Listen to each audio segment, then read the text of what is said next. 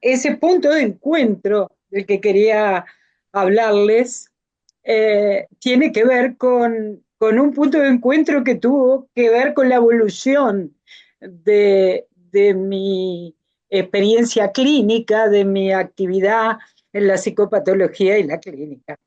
La metacognición como tal, desde el punto de vista terapéutico, la íbamos perfilando, la íbamos hipotetizando, pero en realidad no teníamos aún un modelo como el que nos ofreció Wells y otros, eh, cuando comenzamos a intuir que había cosas que no funcionaban solamente atendiendo a los procesos cognitivos.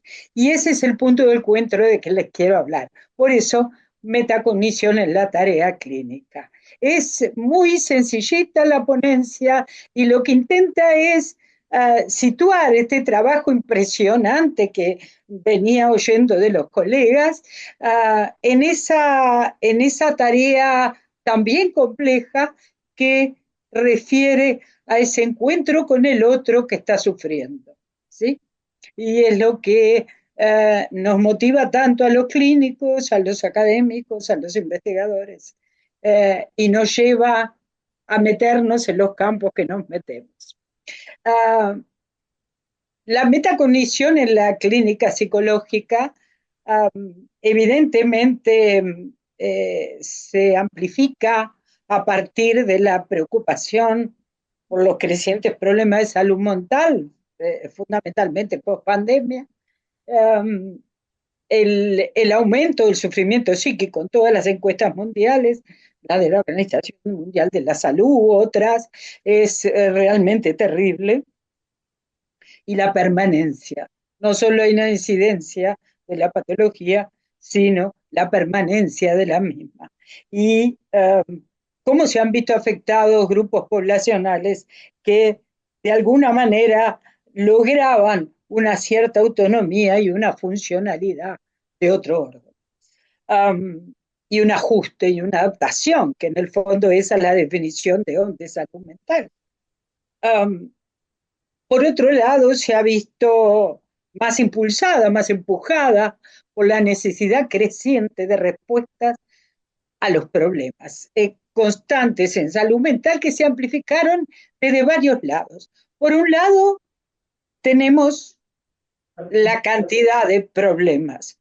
Por otro lado, tenemos la extensión de Disculpa, los... perdón, Perdón, disculpa una pregunta nada más. Es que entendí que tenías una presentación, perdón, tenías una presentación, pero entendí que no querías compartir pantalla o estoy compartiendo pantalla. no, no en este momento. Se fue el compartir, sí, sí, gracias. Yo estaba compartiendo, pero se fue el compartir pantalla y quedó una doble pantalla conmigo. Vaya circunstancia. Ahora sí me Volvió, volvió el campo de trigo. parece. Eh, bien, continúo. A ver, ahora está difícil. Estamos aquí. Decíamos que por otro lado tenemos, en la anterior, por otro lado tenemos que se ha aumentado no solamente la cantidad de trastornos, la incidencia de los trastornos, ha aumentado la prevalencia de los trastornos, y por otro lado también hay un aumento de la extensión de los grupos etarios. Cada vez más infantes consultan, o se consulta más por infantes, y cada vez más tenemos que en las etapas de tercera y cuarta edad aparecen una serie de consultas. Para nuestra alegría, en el fondo, porque significa que la población, al consultar, o sea, no significa solamente que son más problemas, sino que hay conciencia de que deben ser atendidos. Bien, pero hay mayor demanda.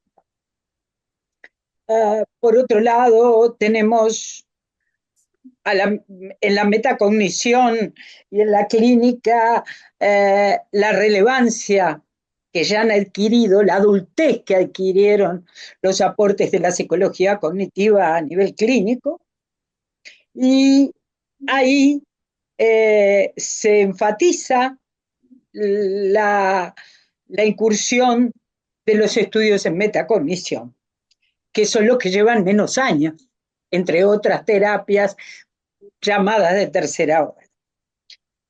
Vamos a focalizarnos un poco en esto, ¿sí? La terapia cognitiva estándar, clásica, los muchos nombres que toma, ¿qué busca? Busca comprender las creencias centrales, las creencias intermedias y el conjunto de leyes y reglas. ¿Se perdió nuevamente? No. ¿O no? Los pensamientos automáticos, las distorsiones y los sesgos, las emociones, estados fisiológicos y comportamientos, el funcionamiento de feedback y feedforward, ¿no? Este modelo está muy vigente, absolutamente vigente. De hecho, Adrian Wells, el padre o uno de los padres de la terapia metacognitiva, hizo sus estudios con Beck, ¿eh? Y luego cuando regresa a Manchester comienza a trabajar más en aquellas cosas que lo fueron motivando a partir de esta terapia cognitiva estándar. O sea que estamos en lo que a mí me gusta plantear como un puzzle, ¿sí? Eh, como, como como un complejo armado que ya cuando la psicología cognitiva lo fue planteando para la terapia cognitiva, ya era complejo, empezaba con cosas muy simples, empezaba con aquellos modelos ABC, ¿verdad? Y algún poco más, después seguía hacia modelos un poco más complejos, donde aparecía esto que decíamos de las creencias, donde empezaron a tomar auge los automatismos, algo que es muy importante y que será retomado especialmente por la terapia metacognitiva. Y les decía, se empezaban a insinuar algunas otras cosas, que empiezan a recogerse desde otros encares terapéuticos, que los vamos a ver que encaran lo metacognitivo de distintas formas, pero en el fondo están hablando de metacognición. Entonces, en ese puzzle tenemos por un lado el pensamiento sobre lo que tengo que resolver, por ejemplo, los procesos que hay para hacerlo y la experiencia antecedente. Y todo esto, si tomamos el caso del profesor Molina, que acaba de señalarlo, se imagina la disyuntiva de ese paciente si además tiene tendencias hipocondríacas, un cuadro depresivo y suele tener unos niveles de ansiedad elevados. O sea que la resolución de problemas va a ser muy otra. No porque ante la misma disyuntiva no cambia la disyuntiva, cambia el procesamiento de la información y cambia la metacognición y los contenidos de la persona. ¿Porque la persona es muy rara? No. ¿Porque a nadie le ocurra? No. Esto también es algo que nos queda claro. Y la metacognición hace un interesante, y lo dice Wells en varios de sus libros, eh, esto de que les ocurre cosas extrañas. No, no les ocurre cosas extrañas, les ocurre cosas que nos ocurren a todos. El problema es que vinieron para quedarse algunas. Ese es el punto. ¿Recuerdan uno de los criterios de CM y de todos los sistemas clasificatorios en psicopatología? La permanencia. No es que le ocurran cosas diferentes. Muchos de nosotros, en muchos momentos de nuestra vida, hemos tenido esos procesos. La cuestión es cuánto creemos en ello y cuánto tiempo están con nosotros. ¿Cuánto tiempo has usado ese saco? Le decimos al paciente. ¿Cuánto hace que te colocas ese abrigo? Este tema de la permanencia se ve claramente reflejado en las dificultades que el aparato psíquico luego presenta cuando hay que trabajar terapéuticamente, porque a mayor edad, menos flexibilidad y más dificultad. Lo que no quita que a veces chicos de 18 años sean bastante inflexibles, pero hay mayor maleabilidad. ¿Qué pasa en el sufrimiento psíquico entonces? Estamos hablando de esto. ¿Qué pasa en los trastornos emocionales? Algunos contenidos se distorsionan o se vuelven predominantes. Y acá vamos a eso. No es que sean cosas tan extrañas, ¿sí? Más allá de algún delirio sobre algunas cosas, en general no son contenidos tan particulares, ¿sí? No es que se crea Napoleón todos los días, sino que los contenidos habituales comienzan a distorsionarse, ¿m? O se vuelven predominantes, prepotentes, se quieren hacer cargo de todo. Los procesos cognitivos básicos son disfuncionales en esos casos, entonces por exceso o por falta o por sesgo. ¿Y cómo se afecta el nivel metacognitivo? Generando entonces esos contenidos prepotentes, exacerbando la visión de los propios procesos, en más o en menos, ¿sí? Y ahí es cuando nos planteamos que la terapia metacognitiva tiene alguna cuestión para aportar.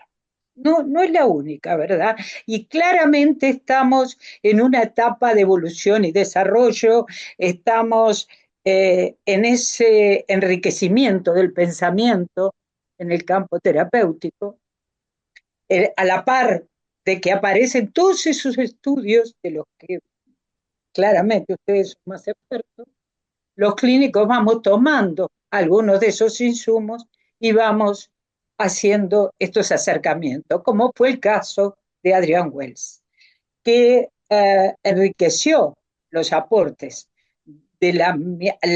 los aportes sobre la mirada de los trastornos emocionales y propuso la terapia metacognitiva. Ahí yo siempre me gusta pensar en esto como en las muñecas rusas, ¿verdad? Porque en realidad tenemos varios modelos superpuestos, ¿sí? Hasta las viejas terapias comportamentales, las terapias cognitivas más clásicas, las de aceptación y compromiso, ¿verdad? Eh, Empiezan a unirse todas esas muñecas y en la terapia metacognitiva se engloban bastante, no en exclusiva, ¿verdad? Porque generalmente los campos de exclusividad en psicoterapia son una quimera más que una realidad.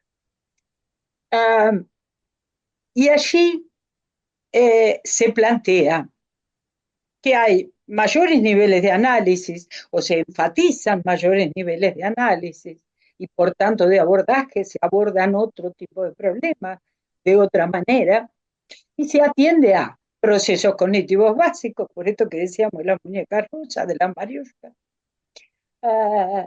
como lo hace la terapia cognitiva estándar, metacogniciones, con énfasis en las cogniciones sobre los procesos. Y acá empezamos a ver la nota diferencial. Ya los contenidos no son el leitmotiv. Aquí, con la aspiración de un modelo de mayor dinamismo, ¿no? Para comprender las interacciones entre cosas como la regulación emocional y la atención, entre la creación de reglas y los procesos por los cuales empiezan a generar creencias, entre otros, aparece esta propuesta de Wells y Matthews sobre el modelo de la función ejecutiva autorregulatoria. Pensemos siempre en este concepto de las mariushkas, ¿sí? O sea, en realidad no es que se edifica algo nuevo sobre una base nueva, no, es sobre una construcción de pensamiento. Esto es lo interesante porque la ciencia siempre ha avanzado así, ¿sí? Y el conocimiento avanza así. Entonces, ya no es cuestión de una discusión de repente muy apasionada sobre temas de si esto pertenece a esta teoría, a esta otra, para los clínicos que tenemos la persona con sufrimiento enfrente de nosotros, evidentemente conocer los mecanismos por los cuales eso se causó, pero sobre todo por lo que se mantiene. Porque como no tenemos la máquina del tiempo, la causalidad muchas veces es meramente anecdótica, ¿sí? En esta desesperación de conseguir la causa, no vaya a ser que nos perdamos en un frondoso bosque, porque la causalidad generalmente es anecdótica, a menos que sea neurológico, que esté situada allí, sino que en realidad sobre lo que trabajamos sobremanera es sobre los mantenedores. Y de eso se trata cuando trabajamos sobre los procesos. Esto cuesta bastante, además, con esta tendencia que tenemos de pensar que si conocemos la causa de algo, solucionamos el problema. Esto nos cuesta mucho a los terapeutas también, hacérselo comprender a los pacientes, en esa ilusión que perseguimos todas, pero ¿por qué pasó? Bien, este modelo de Wells entonces recoge uh, los ricos aportes de Beck, de las distintas escuelas dentro de la terapia cognitiva, y además se detiene más específicamente en atender a que hay otro nivel, además del cognitivo, que plantea la terapia estándar. Y de estos estudios, entonces, lo que surge especialmente, sobre todo en el trabajo, los trabajos que se han hecho han sido sobre trastornos de ansiedad generalizada, difícil trastorno, muy difícil trastorno, por la disfuncionalidad que genera. Eh, el trastorno depresivo mayor, que fue con el que se empezó, pero también se ha avanzado hacia otro tipo de depresiones. El trastorno por estrés postraumático, donde también se ha atendido a situaciones de pánico, y el trastorno obsesivo compulsivo, ese tan difícil trastorno de ubicar desde el punto de vista de la psicopatología, que ya ha tenido varias definiciones y clasificaciones y ha tenido distintos cajoncitos donde ponerlo. Ahora lo colocaron solo casi. Porque claramente estamos frente a otras cuestiones que tienen que ver con la personalidad. No nos quedamos solamente con esa idea. Y hoy se piensa que además, ¿sí? Hola. A veces siento voces. Eh, Hoy día se piensa además eh, que el trastorno obsesivo compulsivo puede tener un correlato neurológico y sin duda uno de personalidad. Y en estos procesos y en el estudio de estos trastornos, lo que se observó fue algunos que eran prevalentes. La rumiación, especialmente en la depresión y también en la obsesión-compulsión. La rumiación que cobra un lugar impresionante en la persona que está pasando por una depresión mayor, porque es casi ese proceso casi permanente que se impone sobre lo demás y claramente genera una emociones negativa, porque la rumiación es negativa y con contenidos muy movilizadores y repetitivos. La preocupación, que es una de las notas de lo que se ha podido observar en los estudios en el trastorno de ansiedad generalizada. Ustedes saben que el trastorno de ansiedad generalizada además eh, lo porta una persona que está disfuncionalizada en gran medida. ¿Sí?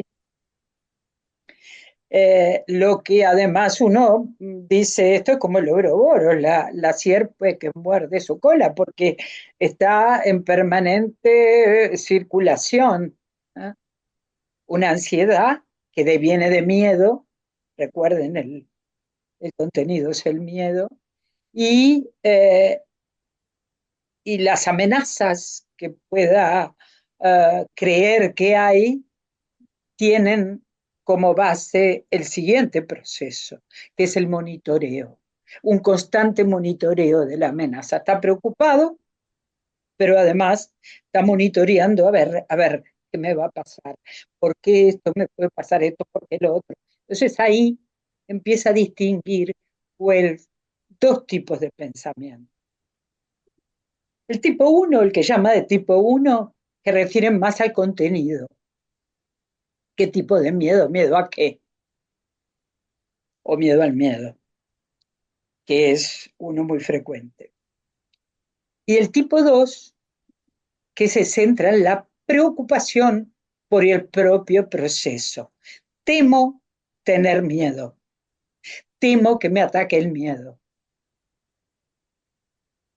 Esto termina siendo muy terrible para la persona, muy difícil, no es de lo primero que plantean, porque a veces es vergonzante, ¿sí? Y suele ser como ese ruido, ¿no? Ese ruido silencioso detrás de toda la situación. Esta preocupación por el propio proceso es uno de los elementos distintivos, además, de la terapia metacognitiva, y con eso va a trabajar muchísimo, y con eso es que va a tratar de encontrar una serie de herramientas bien interesantes, por cierto, que le posibilitan a trabajar sobre todo ese contenido que además es pertinaz, es recurrente, ¿verdad? Y está como sonido de fondo. Detrás de otros miedos, por ejemplo, y de la preocupación, del temor a las amenazas, está eso del miedo al miedo, el miedo a volverme loco. Bien, perdón.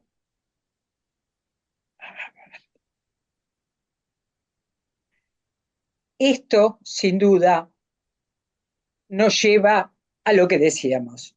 ¿Qué herramientas? Yo elegí una para compartir, me imagino que muchos de ustedes ya la conocen, pero que además es como una invitación buena, saludable, para cerrar el día o casi, no sé, hoy, uh, que tiene que ver con la mindfulness desapegada o la conciencia plena desapegada, la atención desapegada, que no es la tradicional. A mí me gusta mucho un ejercicio de lo que está allí, de lo que coloqué la foto, que es de un tren. ¿Qué es el tren? Se le propone al paciente que el tren de nuestros pensamientos eh, llega y nosotros estamos en el andén, ¿sí? Y observamos cómo se suben nuestros pensamientos, pero no hacemos nada. Difícil entrenamiento, esto se entrena antes, además, con otras cosas, se hace entrenamientos de sonidos, de distintas cosas, para tratar de ver de qué manera podemos aislar qué, la cognición de la metacognición. Y sobre todo esa que nos involucra tanto. Por eso, entrenarnos como espectadores suele ser una cosa difícil, pero muy buena, muy buena. Y que yo lo hago como recomendación. En definitiva, ¿cuántas veces deberíamos poder subirnos a un tren o no, o quedarnos en el andén, observar desde el tren o del andén? Del andén es el máximo objetivo. Puede ser que viajemos con algunos de nuestros pensamientos, pero solo los veamos moverse entre los vagones. Eh, el más objetivo es quedémonos en el andén y veamos lo que nos ocurre como un mero evento en la mente. Y así se separan contenidos de mecanismos de afrontamiento, evitación disfuncionales. Porque a partir de los pensamientos, de las emociones y de los procesos que se disparan, aparecen esos mecanismos de afrontamiento que son ineficaces, disfuncionales. También se entrena sobre esto. Esto tiene 20, 30 técnicas arriba, además de las cognitivas estándar. Es una terapia muy activa, muy movida, con deberes, como es el estilo de la terapia cognitiva. En la metacognitiva es igual. Wells plantean, yo siempre hago esta salvedad y digo, entre paréntesis, para la cultura del norte, no latina, plantean unas 12 sesiones. Me ha pasado con varios programas que luego he discutido con los autores, que las 12 sesiones en general se han transformado en más sesiones en la cultura latina, por múltiples circunstancias. Hay múltiples explicaciones, pero esas 12 sesiones pueden irse a 20, pero a los latinos creo que no nos preocupa tanto. Sé que a los españoles les ha pasado con varios programas que han seguido distintos abordajes también. Lo que era para alemanes, canadienses, norteamericanos, era parte de unas 14 sesiones, terminaban siendo 20. Es una característica, evidentemente, de nuestra cultura, tiene que ver con nuestro lenguaje, con nuestra capacidad de síntesis, con una cantidad de cosas más, pero bueno, no es motivo de discusión ahora. Es interesante, es interesante. Y sobre todo para ustedes que son muy expertos en estas cosas. Pero sí que me animaría a decir que lleva una serie de sesiones más. Esta propuesta de la mindfulness desapegada, el poder separarme, el poder ver, allá van mis pensamientos y acá estoy yo mirándolos, soy capaz de darme cuenta. Yo en la terapéutica, en mi ejercicio profesional, acudía a una imagen y de hecho tengo un banquito pequeño. Nosotros acá en mi país lo usamos mucho para las estufas a leña, para sentarte enfrente de las estufas a leña cuando estás armando el fuego. Y me traje de la casa de afuera, de la estufa a leña, el banquito y lo tenía en el consultorio. Y lo tengo en el consultorio como motivo de hacer un ejercicio muy, muy práctico, es decir, súbete al banquito. No tenemos el tren, pero tenemos el banquito. Súbete al banquito y mira lo que has pensado. Es un ejercicio que recomiendo mucho, muchísimo, para muchas cosas. ¿Por qué estoy pensando esto? Pero no es solo por qué de la causalidad, ¿eh? ¿Por qué del momento? ¿Qué reacción estoy teniendo ante esto? El del tren es excelente. En tanto se logre hacer ese despegue. Para llegar al andén con el paciente hay que hacer una serie de entrenamientos, les decía, para que pueda realmente empezar a despegar y para mostrarle. Generalmente se hacen con elementos que no generan disturbio emocional, que no van a ser que no lo van a tocar emocionalmente. Entonces se trabaja mucho con sonidos, discriminación de sonido de distintos tipos, pero más con el mundo perceptivo, que no suele ser puesto en tela de juicio tanto como todo aquello que tiene que ver con contenidos ligados a lo emocional. Puede haber sonidos que están ligados a lo emocional y entonces eso lo tenemos que descartar. Vamos teniendo que monitorear y crear y acomodar la técnica según las condiciones de la persona. Es una terapia muy dinámica, como bien lo planteó Wells en su momento, y sobre todo que requiere también mucho trabajo atencional y de reflexivo rápido y de respuesta del terapeuta y mucha preparación de las sesiones. Um, Esto tiene mucho que ver con la terapia de aceptación y compromiso de Hayes y también con lo que hacían Sigal y sus colaboradores y que llamaban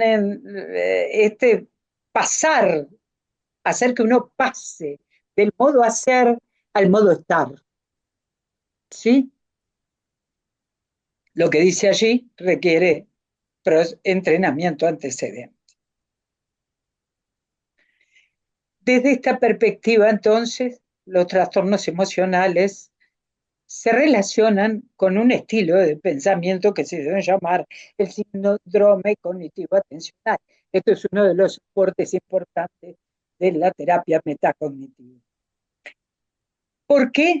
Porque este síndrome atrapa, entrampa a las personas en ciclos reiterativos de pensamiento y emociones negativos, en tanto las personas respondan a ellos. Tengamos esto en cuenta, en tanto las personas respondan a ello.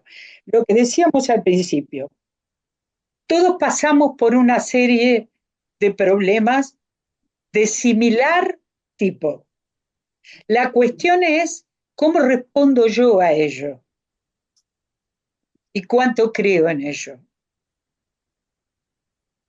Ustedes saben que la cognitiva estándar trabaja muchísimo en cuánto crees eso que tú tienes allí. Eso que has anotado, ¿cuánto lo crees? Se hace una escala, ¿eh?, de cuánto creo que eso verás. Es una verdad de apuño. Esto de que creamos en ello va a ser que respondamos de una forma determinada. Y la forma determinada es disfuncional. ¿Sí? Ahí está el punto. También Wells hizo mucho y hace mucho énfasis en esto.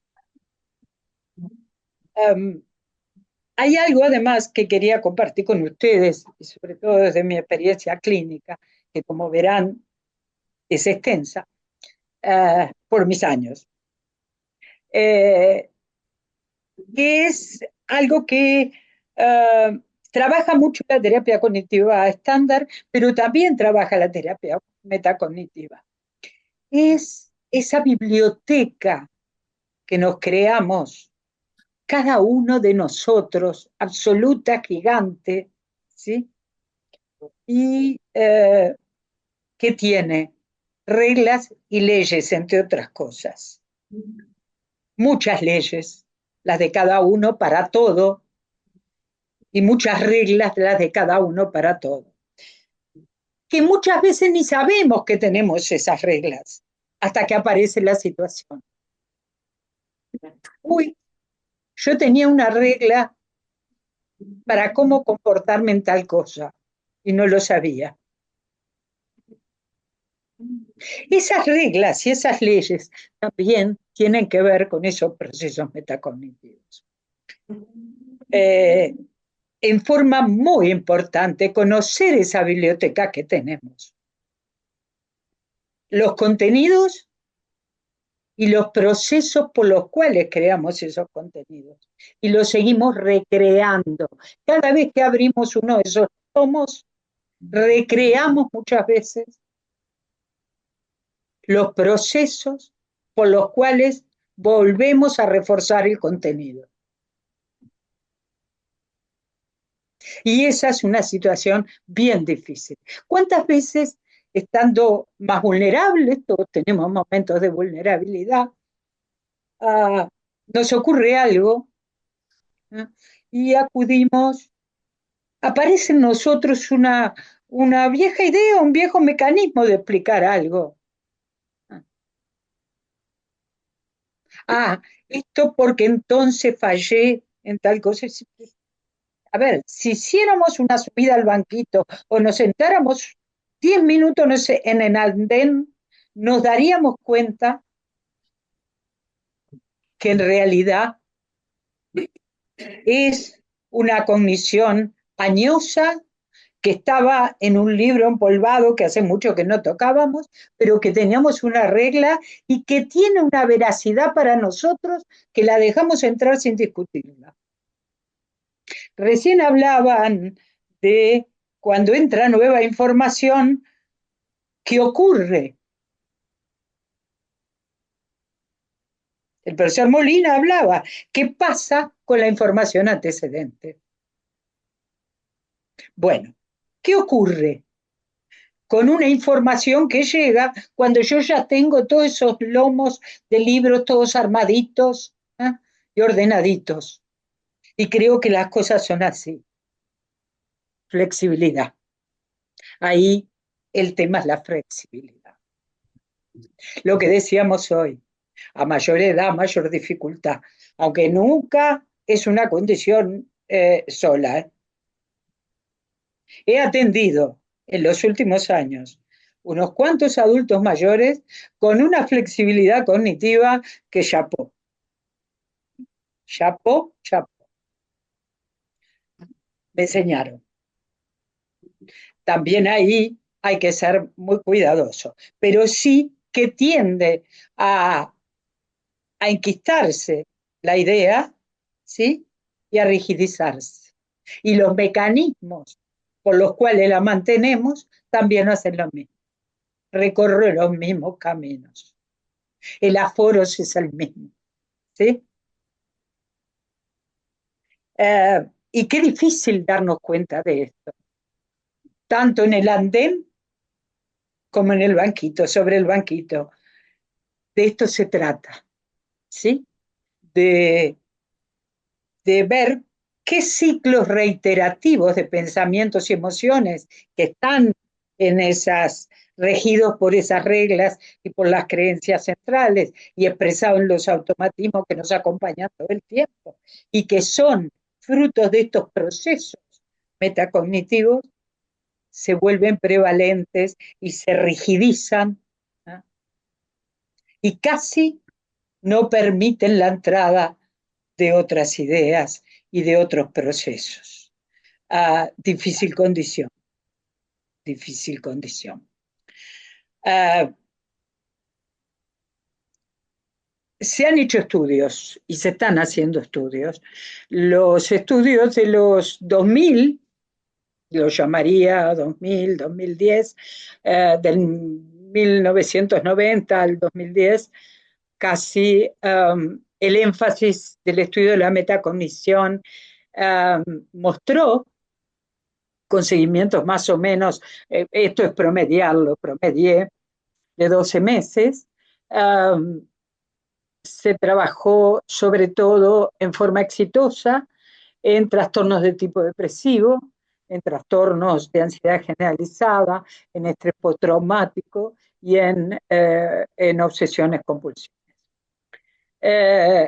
Actualmente se está incursionando en lo que yo creo que es un gran, gran desafío, que es los trastornos de tipo narcisista. McEvoy está trabajando en trastornos de tipo narcisista desde hace unos años. Se empezó a incursionar en otros trastornos, ¿sí? A mí me parece un gran desafío el trastorno de tipo narcisista, porque además lo que muchos han dado en llamar una etapa muy narcisista de la humanidad o de algunas culturas, uh, parecería que acrecienta esta patología. Y y en qué medida también esto repercute en la cultura en general. Estamos viendo bastantes trastornos de tipo narcisista, por supuesto que con diagnósticos múltiples, con otras cosas, con complicaciones, que además generan unas disfuncionalidades realmente importantes y generan unos problemas visculares terribles, familiares, de todo orden. Esto además se nos complejiza hoy día con todos los trastornos de tipo degenerativo, ¿sí?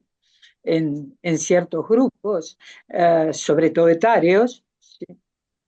Donde además la metacognición se ve francamente afectada. Y quedamos a veces pudiendo trabajar nada más que con el nivel más cognitivo clásico. Y tenemos ciertas dificultades para entrar a las instancias metacognitivas. Um, También la evidencia va mostrando que hay poblaciones con las que cuesta trabajar las metacogniciones, ¿sí? Y ahí tiene que estar muy alerta el terapeuta de por dónde podemos lograr que este nivel se pueda expresar y la persona pueda sentir que puede trabajar a ese nivel. Si no, no hay que ser excesivamente exigentes y seguir tentando la terapia cognitiva más estándar, viendo a ver qué ventana se abre para poder seguir trabajando en esto. Hay poblaciones a las que les cuesta mucho. Uh, Claramente se ha ampliado la mirada psicopatológica, aparece una, una complejización del modelo psicopatológico más clásico, que ya tenía la cognitiva bastante elaborado, que nos llevó bastantes años, um, y sobre todo por eso de los procesos por los cuales se mantienen los trastornos. Muchas veces el terapeuta logra percibir aspectos metacognitivos, pero le cuesta mucho al paciente hacerse cargo de ello. Por esto que decimos la dificultad de manejarse a este nivel. Pero sí implica un cambio para la psicopatología, porque además se plantea como un modelo transdiagnóstico, o sea que eh, estamos hablando de un fenómeno que va más allá, ¿sí?, de los procesos más estándar. Y por lo tanto los procesos más estándar se los ubica más en modelos más acotados y esto en modelos más de tipo transdiagnóstico.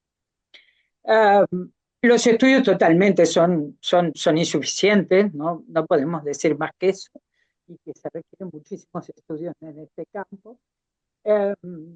Y que el abordaje de los pensamientos sobre los procesos parece ser una vía regia, ¿sí?, sobre la que se debe seguir profundizando. No hay que cejar el intento de esto. Entonces, a modo de cierre, decirle que da gusto recorrer esta historia que además ustedes fueron proponiendo en el simposio, de qué ocurre con el aprendizaje, de lo mucho que aprendemos a lo largo de nuestra vida, de lo bueno que es o puede ser. ¿Qué es? ¿Qué es? Y, y lo difícil que se hace a veces para algunas personas que desarrollan mecanismos perversos de pensar, de sentir, de actuar, de vincularse, de amar, de proyectar o no, de mirar el pasado, de mirar el futuro, y lo difícil que se les hace vivir, ¿sí? Ah, y que esto es parte de la desviación de un sistema que realmente uno dice, uy, es casi perfecto. Sabemos que hay zonas grises y hay zonas que aún no conocemos, ni siquiera son grises, ¿sí? Son agujeros negros. Pero, pero las zonas que conocemos y que vamos atisbando neurológica, psicológicamente, nos permite ver la maravilla del sistema. Y qué difícil también, qué maravilla nos muestra cuando la persona enferma. Ah, yo recuerdo que tuve una paciente en un hospital psiquiátrico que me contaba que todas las tardes se iba a leer un poema. Lloviera, tronara un jardín. La traíamos empapada, volvía a salir. Y nos decía que no, que la dejáramos, porque iba a pasar su amado en un tren y que ella no iba a poder sino recordar el poema, que lo tenía que memorizar. Yo llegué, yo estaba en el consultorio, ya me hacía esa historia, llegó en algún momento, digo, pero acá cerca no pasa ningún tren, tan vívido, vívida hizo esa historia, que, que cuasi me había convencido que capaz que había un tren. Pero además, lo que me enseñó fue que no vivimos vacío.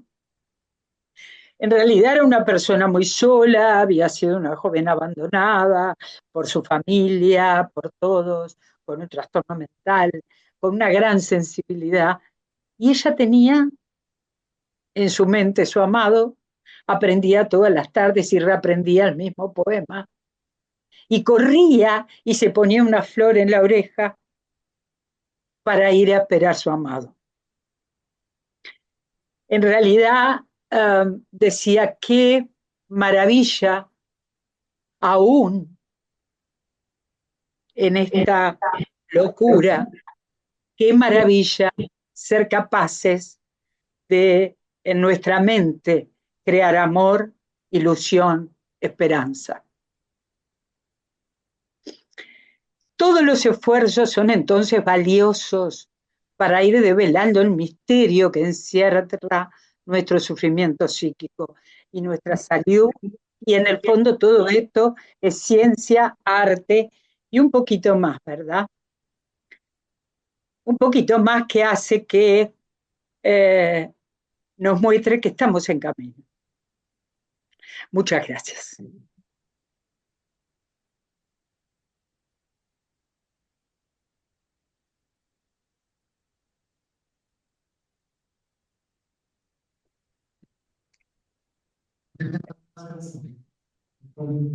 Gracias por esta magnífica conferencia.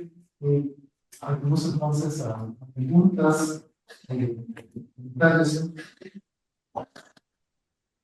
Doctora, muchas gracias. Realmente es un postre, siento que nos ha dejado pues por su experiencia y la frase que usted puso con la experiencia se hace la tarea cada vez más fácil, más simple, llegar a lo sencillo y lo más complejo.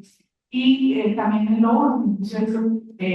Más como es una paciente también como psiquiatra, bueno, mira, resulta que estás con una manía, tienes un problema mental. No puede ser. Ahora que encontré la felicidad, resulta que estoy loca. Bueno, como pero bueno, yo venía también profesional. Y bueno, previamente, como digo, con todo respeto, yo diría, me llegó mucho en el campo clínico, sí, porque tiene tantas aristas, es como la meta consciente, no solo la meta cognición. Digo, es que esto va a una transformación que aquí también estoy trabajando con, he tenido experiencias con estados modificados de conciencia y con terapias, ¿no? Logra vencer barreras. Y pues ahorita a veces lo hacen muchas personas como desde un empirismo sin tener profundidad. Lo remite llevar a la persona a una experiencia emocional correctiva después de que se ha pasado por este, se ha instrumentado, se ha llegado de fortalezas para que pueda él transitar ahora sí con mucha tranquilidad hacia ese escenario problemático o traumático, pero esta vez con una reexperimentación potente. Y entonces aquí es donde ya pasa más allá de esa conciencia, como no solo la condición, pero la metacondición, más allá de ese ser en el mundo, de pasar del ser al estar. Me pareció bellísimo y muchas gracias. Es más o menos como lo que me parece novedoso. Tenemos que seguir trabajando en este sentido. Gracias. gracias. Muchas gracias. Doctora Liliana, Antonio aquí, mucho gusto. Me da mucha tristeza que no pudo acompañarnos aquí en Costa Rica, pero igualmente me da mucha tristeza poder verla pues virtualmente. Pues para mí, usted me recordó que pues enfermedades mentales o la salud mental, trastornos mentales, pues afectan mucho no solo lo cognitivo, como usted dijo, que eso ya está muy bien establecido, sino lo metacognitivo también. Y eso me estremeció mucho porque, digo, yo lo dejo como por sentado de que, bueno, pues las personas con enfermedades mentales pues no pueden procesar. Entonces, para mí es como un vacío que debemos llenar en cómo la metacognición, cómo la autorregulación puede ayudar a estas personas fuera después del medicamento. Entonces, te agradezco por recordarme eso. Muchas gracias. Sí, sí. Doctora, ¿quería preguntar algo? Tengo un retorno muy malo porque me hace eco, pero bien. Doctora Lilian, qué felicidad verla aquí siempre tan cálida y tan cercana y la sentimos una persona tan especial en el grupo.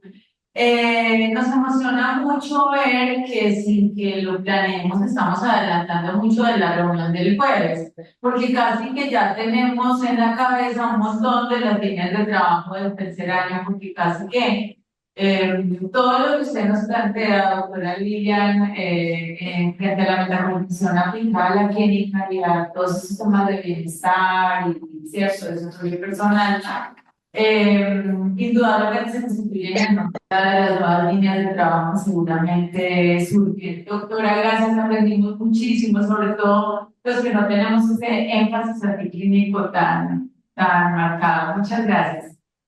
A ustedes, a ustedes. ¿Más? ¿No? Bien. Solamente dos palabritas. No nos abandonen. No, Necesitamos. muchas gracias. Muchas gracias. Gracias, Aníbal. Gracias, Aníbal. Muchísimas gracias, doctora Lilian Granado, fue muy emocionante tenerte aquí. Y de parte del grupo, tenemos un presente, le voy a pedir a Claudia y a Gerardo que nos acompañen para enseñar. No, Acá está la cámara. Oh, muchas gracias. Muchas gracias. Muchísimas gracias. ¡Ay, qué cosa más bonita! Pero muchas gracias. Muchas gracias. Miren detrás de mí. Ya tiene lugar, ¿eh? Ya tiene lugar. Muchas gracias, muchas gracias. Muchas gracias. por favor, si alguien no que Dios se lo deje a Andrea. Muchas gracias. Muchísimas Chao, gracias chao. a todos. Quizá vale la pena que pongamos, que leamos ayer, porque tal vez, o sea, si no me acerca, tengo que ponerse, pero bueno, me acerca. Claro, sí. Somos pobres pero generosos. Dice, Lo vi, lo vi, lo vi, lo vi. Lo vi. toma el estudio de la metacognición en Iberoamérica. Le damos este reconocimiento, Lilian, bueno, doctora Lilian, Costa Rica, dice Costa Rica, agosto del 2024. Muchísimas gracias. Gracias. Gracias. Gracias. Gracias.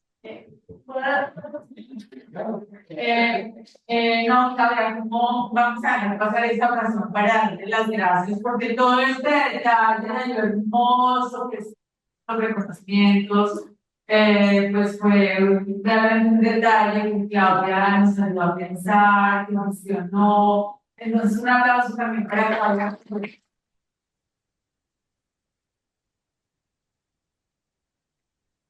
Gracias.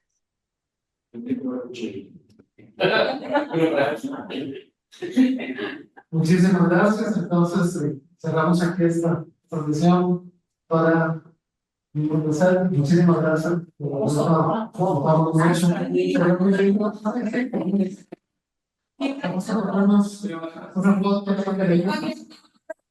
Chao, chao.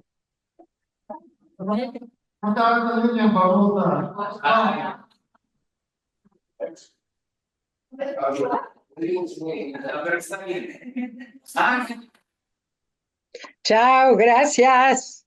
Gracias. A descansar. Pues a lo mejor es que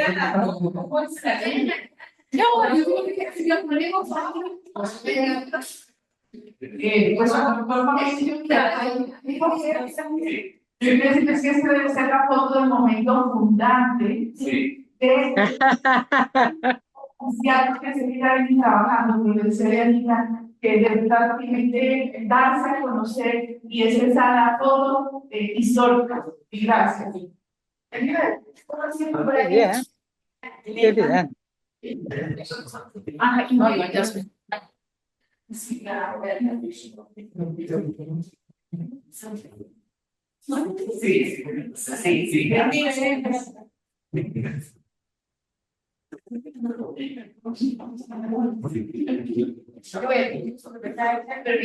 Haciendo esta condición.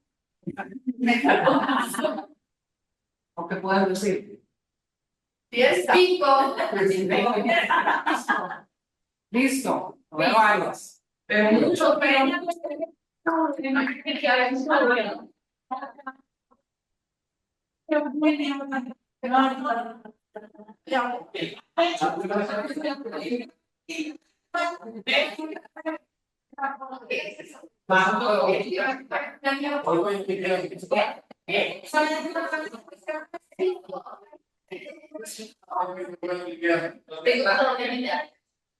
por favor,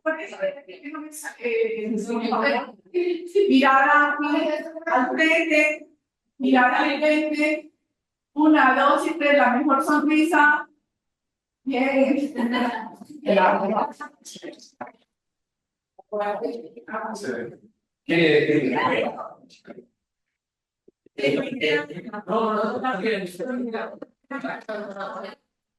Wow, ¿cómo se apaga eso?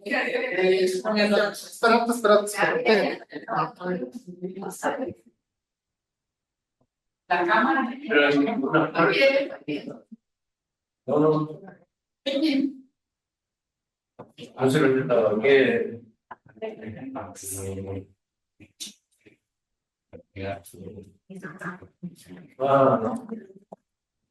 Pero qué bien, qué solidez, claridad.